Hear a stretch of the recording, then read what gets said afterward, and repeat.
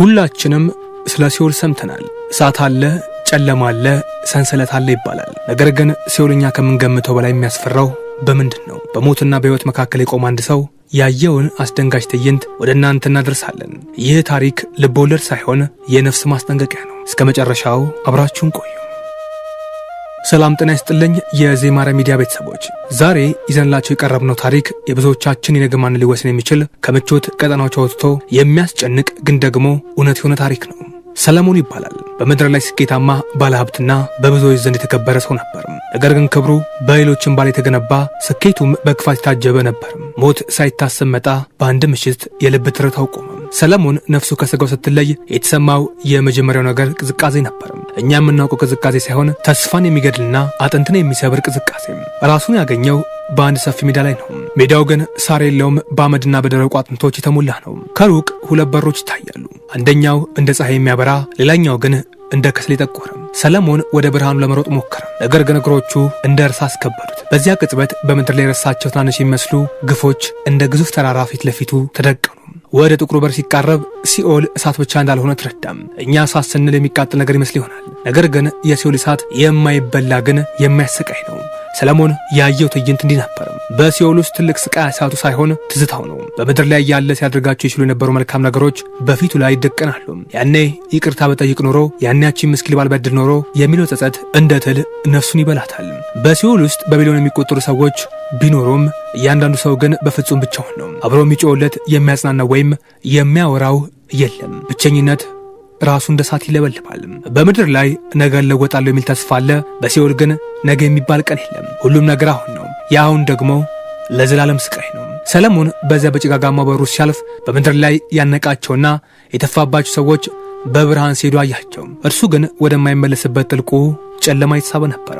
የሰለሞን ጩኸት አየሩን በጠሰው። ጌታ ሆይ ለጥቂት ደቂቃ ብቻ ወደ ምድር መልሰኝ፣ ተመልሼ ሁሉንም ካሳ ከፍላለሁ ብሎም ተማጸነ። ድንገት ግን ትንፋሹ ተመለሰ። ሆስፒታል ውስጥ አልጋው ላይ ተኝቶ ራሱን አገኘው። ሐኪሞቹ ተአምር ነው፣ ልቡ ቆሞ ነበር እያሉ ይደነቃሉ። ሰለሞን ግን የተመለሰው ለተአምር ሳይሆን ለንስሐ እንደሆነ አወቀም። ከሆስፒታል እንደወጣም ያደረገው የመጀመሪያ ነገር በደል ያደረሰባቸው ሰዎችን ፍለጋ መሄድ ነበርም። የዜማረ ሚዲያ ተመልካቾች፣ ይህ ታሪክ ሰለሞን ብቻ ሳይሆን ለእያንዳንዳችን ነው። ሲኦል በፊልም የምናየው ትረት አይደለም። ዛሬ የምንሰራው ክፋት፣ ዛሬ የምንሰራው ጥላቻና ዛሬ የምንፈጽመው በደል ሁሉ የነገው ቤታችን ይሰራልም። የተወደዳችሁ የዜማረ ሚዲያ ቤተሰቦች፣ ሕይወት አጭር ናት። ከሞት በኋላ የሚመጡ ዓለም ደግሞ መጨረሻ የለውም። ዛሬ ገና በሕይወት እያለን የመለወጥ እዳለን። ይቅርታ የምንጠይቅበት፣ የሰረቅነው የምንመልስበትና በፍቅር የምንኖርበት ጊዜ አሁን ነው። ይህ ጉዞ በዜማረ ሚዲያ በኩል ለተመልካቾች የሚቀርብ የሰው ልጅ ሕሊና የሚያንኳኳና ከዚህ ዓለም ባሻገር ያለውን ረቂቅ ምስጢር በዝርዝር የሚያሳይ ረጅም ትረካ ነው። በአካል ብንገኝም በነፍስ የማናውቀው፣ በአይን ባናየውም በልባችን የምንፈራው አንድ እውነት አለ። እሱም ሞት ነው። ሞት ማለት መጨረሻ ሳይሆን የመጋረጃው መከፈት ነው። ዛሬ በምናባችን ያንን መጋረጃ ገልጠን በምድር ላይ ስንኖር በምግባራችን የምንሰራው ሁሉ መዳረሻዎች እንጎበኛለን። በምግባራችን የምንሰራቸው ሁለት መዳረሻዎች እንጎበኛለን። መንገዱ የሚጀምረው ከባድና ጥቅጥቅ ባለ ጭጋግ ውስጥ ነው። እነዚህ ቦታ አየር የለም። የሚተነፈሱ ትንፋሽ ሁሉ እንደ ሰልፈር ይውለበልባል። ሰማዩ የጠቆረ መዳብ ይመስላል። የመጀመሪያው ደጃፍ የዝምታ ጩኸት እንመለከታለን። ወደ ሲኦል ስንገባ የሚሰማን የመጀመሪያው ነገር ድምፅ ነው። ነገር ግን ይሄ ድምፅ እንደ ምድር የሰው ጩኸት አይደለም። የተስፋ መቁረጥ ድምፅ ነው። እዚህ በሚሊዮን የሚቆጠሩ ነፍሳት አሉ። ነገር ግን ሁሉም ፍጹም ብቸኛ ናቸው። አንዱ ሌላው አይዝንም፣ አንዱ ሌላውን አይመለከትም። ሲኦል ውስጥ ያለው እሳት የሚገርመው ብርሃን የለው መሆኑ ነው። የሚገርፍ እሳት ነው እንጂ የሚያበራ አልነበረም። እዚያ ያሉ ነፍሳት የሚሰቃዩት በስጋዊ እሳቶች አልነበረም። ትልቁ ስቃይ የህሊና ትል ነው። በምድር ላይ ያሉ ያመለጣቸው የንስሐ ዕድል እንደ ሾህ ይወጋቸዋል። አንድ ሰው በምድር ላይ ያለ በሐሰት ምስክር የፈረሰው ቤት እዚህ ጋር እንደ እሳት ግድግዳ ሆኖ ይገፋዋል። ሌላው በስልጣኑ የገፋቸው ምስኪኖች እንባ እንደ ጥልቅ ባህር ሰምጦበታል። እዚህ ቦታ ደግሞ ጊዜ የለም። አንድ ደቂቃ 1000 ዓመት ትረዝማለች። ተስፋ የሌለበት ቦታ በመሆኑ ነፍሳት መቼ ያልቃል ብለው አይጠይቁም። ምክንያቱም እንደማያልቅ ያውቃሉ። ሁለተኛው ክፍል የብርሃን ግዛት ገነትን መጎብኘት ነው። አሁን ደግሞ መንፈሳችንን ወደ ሌላኛው አቅጣጫ እናሱርም። ያ ጥቅጥቅ ያለ ጭጋግ ተገፎ ድንገት ከፀሐይ 7 እጥፍ የሚያበራ ግን ደግሞ አይንን የማይጋርድ ብርሃን ይታያል። ወደዚህ ግዛት ስንገባ የሚሰማው የመጀመሪያው ነገር ሰላም ነው። በምድር ላይ የምናውቀው አይነት ሰላም ሳይሆን ፍጹም ጭንቀት የሌለበት ፍርሃት የጠፋበት የፍቅር ድባብ ነው። የመጀመሪያው ጉዳይ መዓዛው ነው። መዓዛው እዚህ ያለው ጠረን በምድር ላይ ካሉ ውድ ሽቶች በላይ ነፍስን የሚያረሰርስ ነው። ሌላኛው ጉዳይ ድምጽ ነው። እዚህ ለቅሶ የለም፣ ያለው ድምጽ የምስጋናና የዝማሬ ነው። የቅዱሳን መላእክት ዝማሬ ከከዋክብት ድምጽ ጋር ተቀላቅሎ እንደማር ይፈሳል። የፍጹም ደስታ ሚስጥር በዚህ ውስጥ ስናየው ገነት ውስጥ ሰዎች እርስ በርሳቸው ይተዋወቃሉ። በምድር ላይ በመልካም የኖሩ የተራቡትን ያበሉ፣ የታረዙትን ያለበሱ፣ በሰቆቃ ያላለቀሱ ሁሉ ያልሳቁ ሁሉ እዚህ በክብር ተቀምጠዋል። እዚህ ቦታ ድካም የለም፣ ህመም የለም፣ እርጅና የለም። ትልቁ ደስታ ግን ከፈጣሪ ጋር የሚደረገው የፊት ለፊት ግንኙነት ነው። ነፍስ የፈለገችውን ሁሉ በሐሳቧ ስታገኝ የብርሃን ልብስ ለብሳ ደስታ ትመለሳለች። በእነዚህ በሁለት ዓለማት መካከል አንድ ትልቅ ድልድይ አለ። እሱም ዛሬ የምትባለው ቀን ናት። በሲኦል ያሉ ነፍሳት አንድ ትልቅ ምኞት አላቸው። እሱም ሀብት መውረስ ወይም መስፍን አይደለም። ምኞታቸው አንድ ደቂቃ ብቻ ወደ ምድር ተመልሰው ማረኝ ለማለት ነው። ነገር ግን ያቺ ደቂቃ አልፋለች። በገነት ያሉ ደግሞ በምድር ላይ በነበሩበት ጊዜ ለሰሯት ትንሽ መልካም ስራ እንኳን አሁን የሚያገኙት ልክ ክብር እያዩ ይደሰታሉ። ምነው በምድር ያለው በቆየበት ጊዜ ይበልጥ መልካም ስራ በሰራው ኑሮ ብለው ያስባሉ።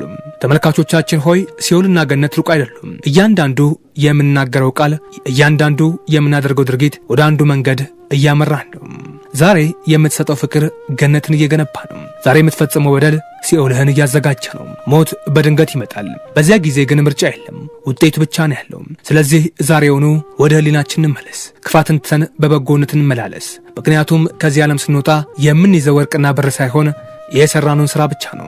በሲኦል ውስጥ ካሉ እጅግ አስደንጋጭ ነገሮች አንዱ የህሊና ጩኸት ነው። እዚያ ያሉ ነፍሳት በምድር ላይ ያሉ የሰሙት ማስጠንቀቂያውን ያስታውሳሉ። ጊዜ ያለ ተመለስ ሲባሉ አሁን አልተመቸኝም ያሉትን እያንዳንዱ ቀን እንደ እሳት ይለበልባቸዋል። በተለይም የሐሰት ወሬ ሲያሰራጩ የነበሩ፣ በሰው ስም ሲቀጥፉ የነበሩ ነፍሳት በላሳቸው እንደ ሰንሰለት ሲጎተት ይታያል። እዚያ ውሸት የለም፣ ሁሉም ነገር ግልጽ ነው። በምድር ላይ በጨለማ የሰሩት ስራ እዚያ እንደ ቀትር ፀሐይ በፊታቸው ላይ ያበራል። ሲኦል ውስጥ ያለው ጨለማ የሚዳሰስ ነው። ነፍሳት እጃቸውን ቢዘረጉ እንኳን የራሳቸውን እጅ ማየት አይችሉም። ይህ ጨለማ በምድር ላይ ከፈጣሪ ብርሃን ለመራቅ የመረጡት ምርጫ ውጤት ነው። የሚሰማው ሽታ ደግሞ እንደ በሰበሰ ስጋና እንደ ጋለ ሰልፈር ነው። አንድ ነፍስ ውሃ ብላ ብትጮ የሚቀርብላት ውሃ የለም። ይልቁንም የራሷ የጸጸት እንባ እሳት ሆኖ ይለበልባታል። ወደ ገነት ስንገባ ደግሞ ሁኔታው ፍጹም የተለየ ነው። እዚያ ያሉት ቅዱሳን መልካም ስራዎች የሚመገቡት ምግብ ምስጋና ነው። ነፍስ በምድር ላይ ሳለች ለፈጣሪ የሰጣችው እያንዳንዱ ደቂቃ እዚያ እንደ እንቁ ያበራላታል። የህፃናት ሳቅ በገነት ውስጥ የጭንቀት ጥላ የለም። በምድር ላይ መከራ የበሉ የተራቡና የታረዙ ህፃናት እዚህ እንደ አውራሪስ ጥጃ ይቦርቃሉ፣ ይታያሉ። ሰላማቸውን ፍጹም ነው።